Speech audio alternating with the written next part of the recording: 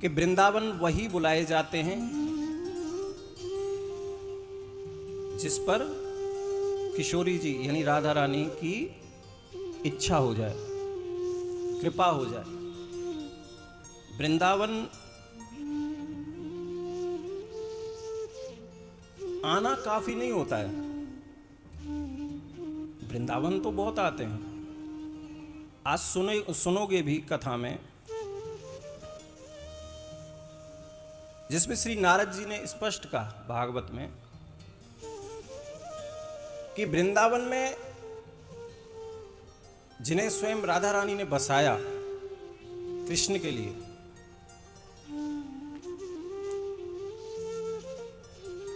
आना काफी होता भी और नहीं भी होता। आना काफी इसलिए भी है कि अगर आप यहां आ भी गए ना, आप कार्य कोई भी कर रहे हो,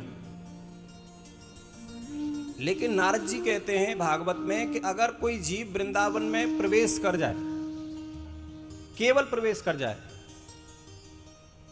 उसका भजन वहीं से शुरू हो जाता है।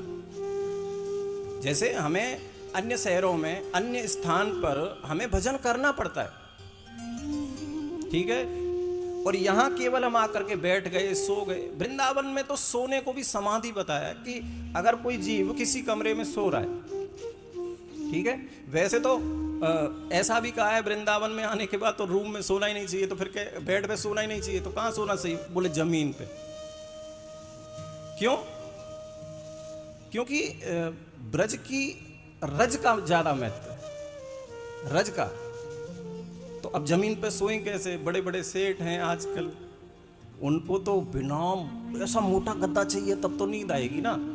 अगर कोई पतला ही दे, कमर दुख रही है, कमर दुख गई, पूरी रात इधर उधर उधर। क्यों? बोले गद्दा अच्छा नहीं था, बिस्तर अच्छा नहीं था। हम लोग अब देखो गलत भी नहीं है, क्यों?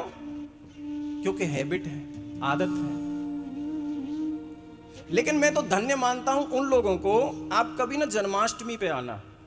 अभी तो आप आए हैं, ठीक है, राधा रानी ने बुला लिया, लेकिन कभी आपका मौका लगे ना तो जन्माष्टमी पे आना, और जन्माष्टमी पे आके देखना जो बड़े बड़े उद्योगपति है ना, जो अपने आप में कुछ हैं, उनको आप इस ब्रज की धूल पर सोते हुए देखोगे।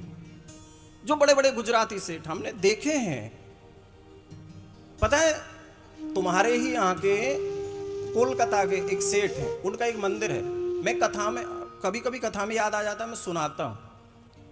उनके नाम से एक मंदिर है वृंदावन में, वो कोलकाता के उद्योगपति थे। एक बार आ गए वृंदावन में, और ऐसा चस्का लगा उन्हें वृंदावन का, ऐसा चस्का लगा कि वो वृंदावन से लौटकर कोलकाता गए ही नहीं।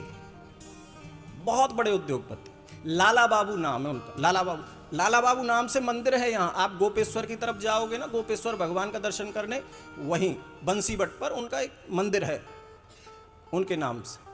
तो उन्होंने वृंदावन वास कर लिया, बोले अब जाऊंगा ही नहीं, सब छोड़ दिया, सब,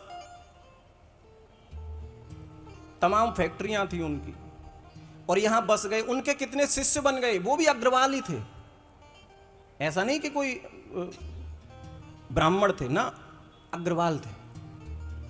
अब उनके बहुत सारे शिष्य बन गए।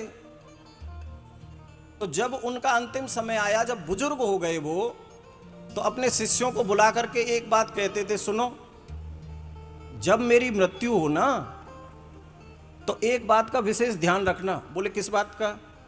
बोले जब मेरी मृत्यु हो जाए तो मुझे जलाना नहीं, मुझे जलाना नहीं। तो शिष्य पूछते फिर क्या करें गुरुजी? हमारे यहां तो जलाने का ही विधान है, फिर क्या करें?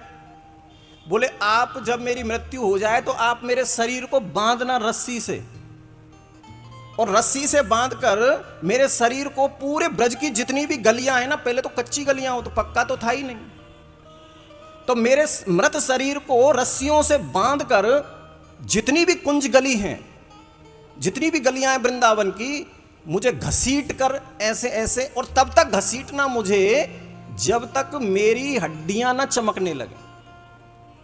बोले इससे क्या होगा? शिष्य पूछते इससे क्या होगा?